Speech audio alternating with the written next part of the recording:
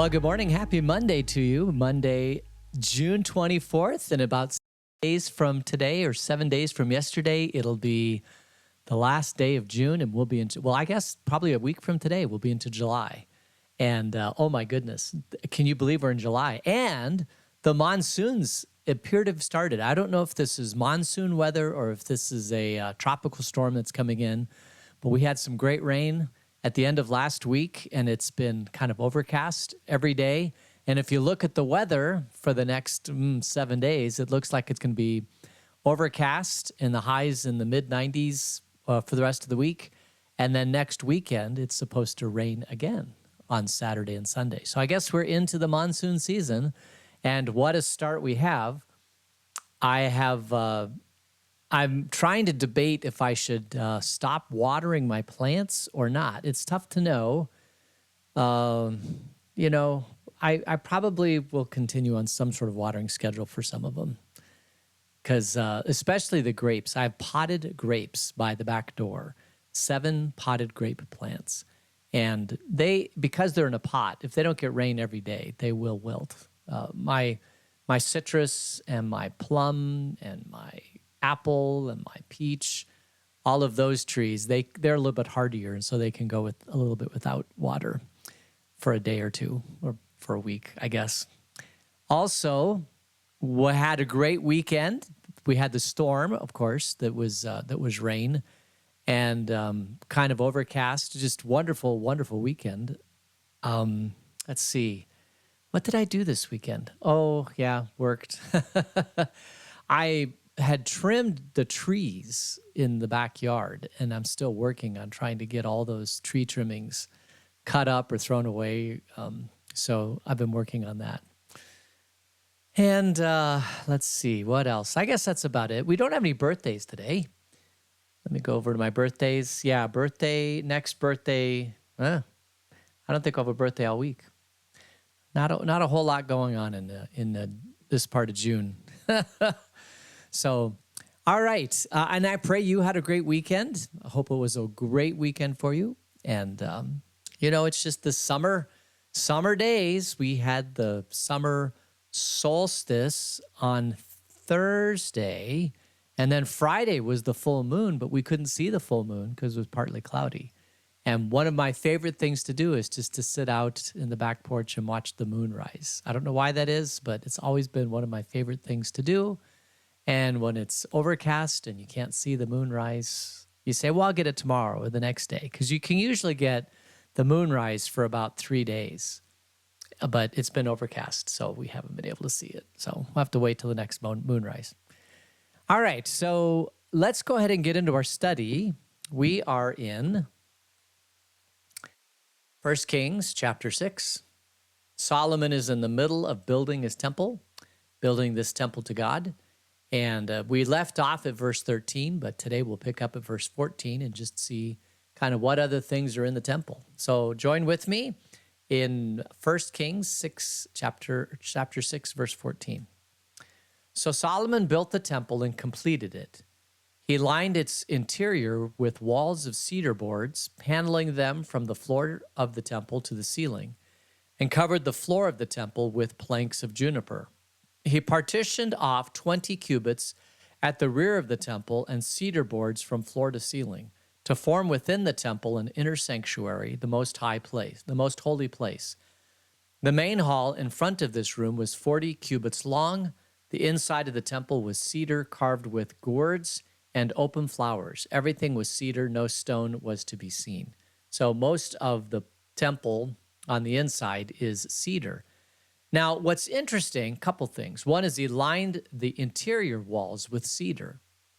These are the cedars of Lebanon.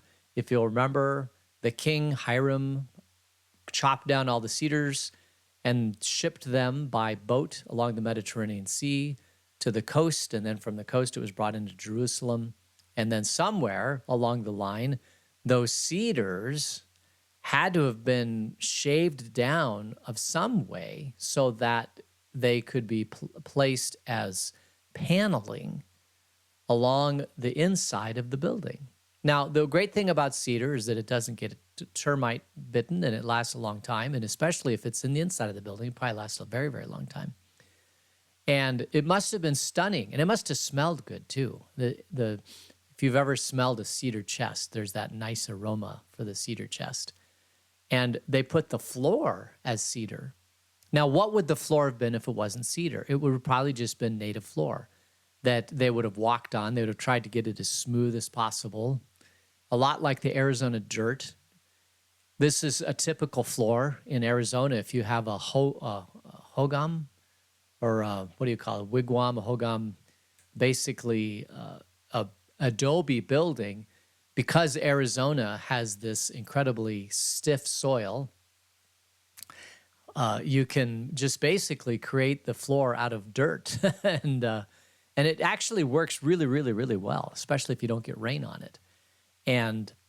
But in Jerusalem at the time, probably with the same soil, they put planks on it. And because the planks won't get eaten by termites, it would be a really, really nice floor. And you would walk in the floor, and over years it would be polished probably by people walking on it. And so it may have been like a polished wood type of floor. I don't know if the walls would have been polished. It's just unclear as to what it would have looked like on the inside. But if it was a polished finish on the cedar, which is possible, you could have gotten that. You could have, you wouldn't have had sandpaper, but maybe you could have had something to kind of polish it, and then you put some sort of oil on it or something. It could have been really, really nice. But it was certainly stunning, for sure. And then you have the most holy place, what they call the Holy of Holies, which is at the back of the room, the rear of the temple. So you come in the front door, and in the rear of the temple, you'd have the Holy of Holies. And I think we pulled up this picture before, but let me see if I can. So you've got the temple here, and then in the back is the Holy of Holies, and there's a wood paneling door that separates the Holy of Holies from the rest of the temple. And then you have inside the Holy of Holies the Ark of Covenant. All right, so let's continue reading on verse 19. He prepared the inner sanctuary within the temple to set the Ark of the Covenant of the Lord there. The inner sanctuary was 20 cubits long, 20 wide, and 20 high. He overlaid the inside with pure gold. And he also overlaid the altar of cedar. Solomon covered the inside of the temple with pure gold, and he extended gold chains across the front of the inner sanctuary, which was overlaid with gold. So he overlaid the whole interior with gold. He also overlaid with gold the altar that belonged in the inner sanctuary. So the inner sanctuary has gold. I mean, can you imagine? It's probably not something that we see a lot of today, but gold is a highly malleable material. And so you can take a rock or some sort of blunt instrument and you compound it to be really, really, really thin. And as it becomes thinner, it becomes a little bit more polished. And of course you can polish it. And then you set that on the inside, and you go into the inside of this temple, and it's just pure gold. And that must have been stunning. Now, what's interesting about gold is that it is very rare, although not that as rare as perhaps, it's probably less rare. It's more rare now than it was back in Solomon's time, because it didn't have it wasn't the reserve store, long-term store of value that we have today. If you go into almost every culture, should I digress into this? A little bit. If you go into almost every culture around the world, there's two things that happen. One is you have a long store of currency and of value, and you have a short-term store of value. And typically, the long-term, what's interesting is that in a video game that was maybe 10, 15 years ago, there was no currency, but it was a multiplayer video game. I can't remember what the name of it was, but they they realized that there were some things that were so rare that you could trade them. And there were some things that were a little bit more common. You could trade those. And somehow the game itself developed its own set of currency. And they only needed two. You needed a long-term store of value and a short-term tradable value. And so the game came up with, within the game, there were artifacts. One was an axe, and I can't remember what the other one was. But the game itself came up with the whole form of currency. And what we've noticed throughout history, what monetary theorists have noticed about throughout history, is that almost every culture has a long-term store of value and a short-term store of value. And in all of Western civilization, pretty much for thousands of years, the long-term store of value has been gold and the short-term store of value has been silver. And so today we think putting gold on the inside of the temple is a horrible waste of gold. Or it's got this allure to it. But back then at Solomon's day, gold wasn't a long-term or a short-term store of value. It was simply a material. They made necklaces out of it. They made artwork out of it. And in this case, they took all the gold and because it was so malleable and it was so useful, they plastered the inside of the temple with gold to make it somewhat beautiful. And I've wondered if perhaps the reason why we use gold as a long-term store of value is because it can be used in as jewelry and as an adoration or adornment for different buildings, and it is so malleable that almost anybody can use it. It can be refined, it can be shaped into all sorts of things through refining, that perhaps gold is in and of itself, it's a very, very useful material, but there's other, like silver, and there's platinum, there's others, but gold seems to, but I'm wondering if there's a link between the temple and the store of value today is gold. It just seems like gold, the other thing that gold has going for it is that it's name recognition, going back to the temple, right? That you can say, yeah, gold has always been used for something. And so therefore it is a very good long-term store of value. At one point in the United States, it was illegal to hold gold. There's certainly gold bars. I don't know if it still is illegal, but it is a great long-term store of value because it doesn't get deflated because of printing money. You don't get new gold released onto the market at a very, very rapid rate. There are gold mines and it is released periodically, but it still retains a very, very good, strong value, long-term value. But as of all things that you're trading, you want to get gold at a good price. You don't want to buy it at the peak of the market. You want to buy it at the ebb and flow of the market. As Warren Buffett says, you make your money when you buy, not when you sell. Anyway, so I don't actually own gold. I just don't. Anyway, all right, let's see. So that was gold, and it must have been beautiful. I think you can see from the diagram how amazing that must have been to have gold all throughout the inside of that. Just amazing. Yeah. All right. So let's go back and we'll continue reading in verse 22.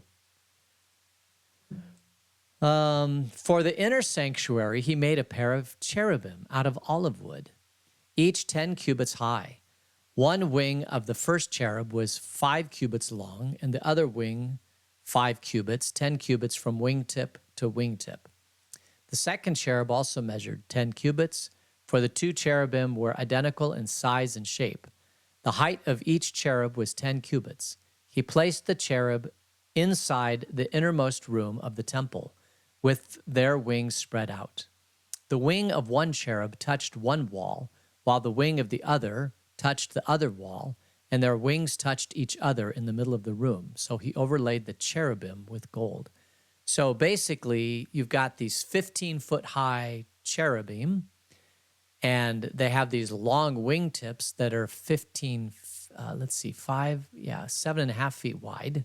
So that's pretty good. And they touch each other, and they go from cherubim from wall to touching each other to the wall.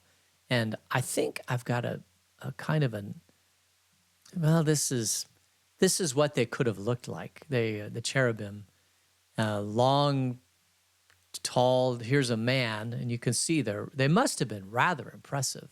If you look at the other sketch, you can see that they're rather impressive. Man, just made out of wood, carved out of wood, and then plastered with gold on the outside. It must have just been stunning to look at. And then the Ark of the Covenant is in there also. So it's kind of protecting the Ark of the Covenant. If you remember that the Ark of the Covenant had seraphim, is that right, on the top? And these are cherubim. I often wonder, well, we'll get into that. Let's continue reading to the end of the chapter. On the walls all around the temple, in both the inner and the outer rooms, he carved cherubim, palm trees, and open flowers. He also covered the floors of both the inner and the outer rooms of the temple with gold. So, and we kind of see that here also. So you've got these palm trees and just carved into the wood, and then on top of the carving, you take thin layers of gold and you pound it onto it to make it like a relief.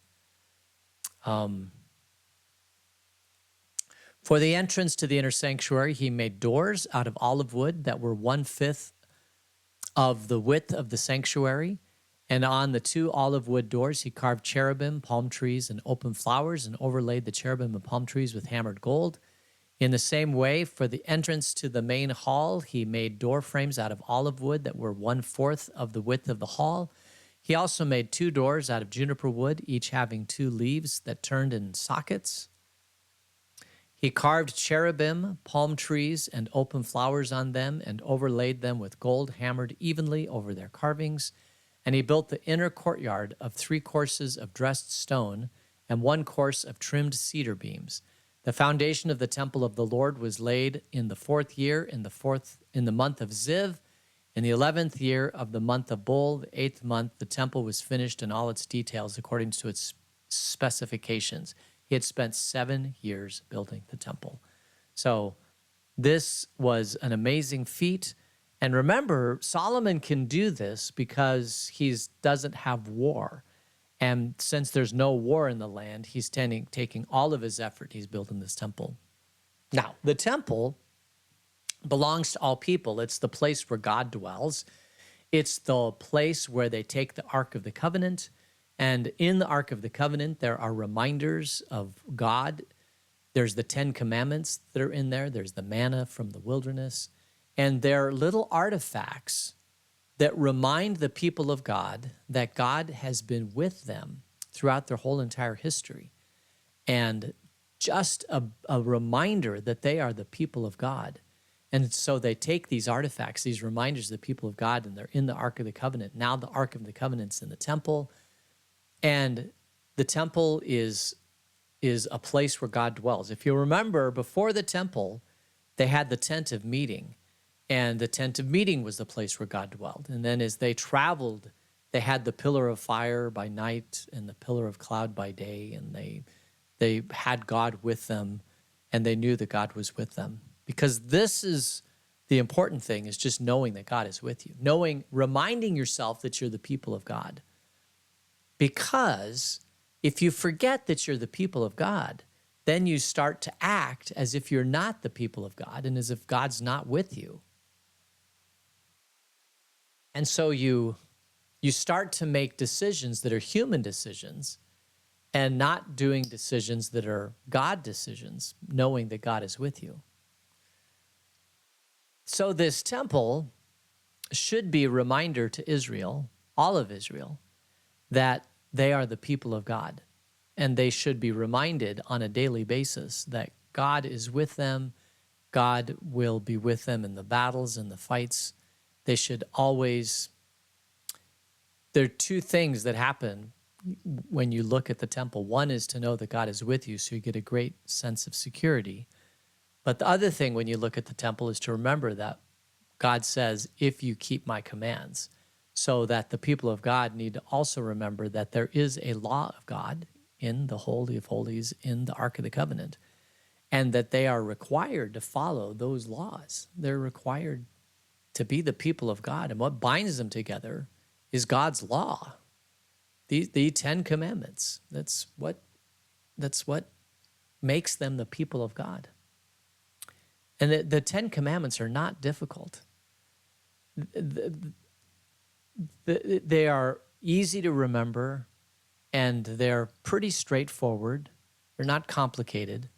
And if the nation of Israel simply reminds the people of the 10 Commandments and how they should live their life according to the 10 Commandments, that's all that's required of the leadership. Not that every person's going to follow the 10 Commandments perfectly, but that it is held as a standard to say this is what we all should live by. If we're going to be a people of God, this is what it is. In Lutheran terms, you could say it's law and gospel. Law being the 10 Commandments, the gospel being that you will remain the people of God and he will be with you. He will dwell with you. And it's the same that's true with us today. We have God's law and we have the gospel of Jesus Christ, which is that he keeps us in God's good favor because he was the perfect sacrifice. The other interesting thing about the temple is that people want a temple. There's a sense that there's a grandeur about the temple that draws people together, gives them an identity. And even in the New Testament, the early church did not build any large cathedrals or temples.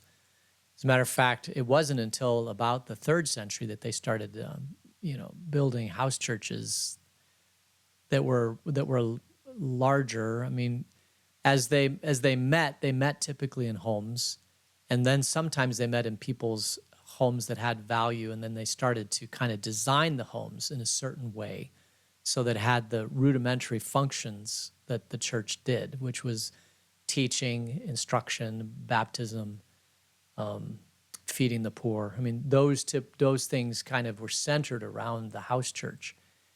But Jesus never built a house church. It's more for the convenience of the early church that they did that. And when Paul went around, he appointed leadership, but it doesn't say necessarily that he built a structure. Churches were illegal until 320. Church buildings were illegal until 325, the Edict of Milan, or whenever that was, 317, whenever the Edict of Milan was, and because